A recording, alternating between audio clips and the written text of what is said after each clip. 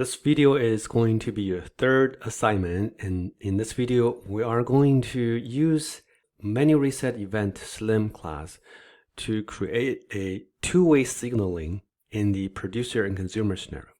So first of all, let's talk about it. We're going to use this farmer and pigs analogy again. The farmer represents the producer and the pigs represents three different threads who want to consume product. So the farmer here will produce batch of food. Okay? And once the batch is ready, the producer is going to signal the worker threads. And all of the worker threads will be able to jump into in this case, the feeding station. And when you create it, what you can do is you can use a queue. And every time you produce, let's say 10 numbers, and just put the numbers in the queue. And then the producer will have to signal the worker threads to consume numbers in the queue. So it's like a divide and conquer scenario, right? Let them all in, divide the queue, and conquer it. And once all of the threads finish, which means the queue is empty, then they will have to send a signal back to the producer and say, hey, the queue is empty, we're still hungry, you can now produce again. Now, if the farmer wants to do it, then the farmer can produce another batch. So what I want you to do is, I want you to use the main thread to represent the producer. And then you can use three different worker threads to represent these three little pigs.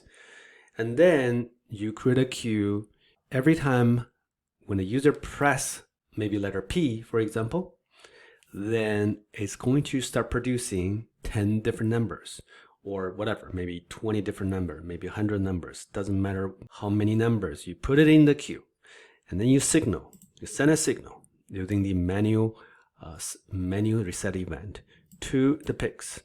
And once the pig all finished the queue, then you send a signal back to the farmer and say, hey, you now need to produce. And of course, a message will be on the screen saying, press P. Only when the queue is empty do we want to see the message. And then we, of course, as the user, you will press on the P and then another 10 will be produced as a batch and included into the queue. Now the pigs are ready to produce again because they signaled again. So this is going to be in the infinite loop.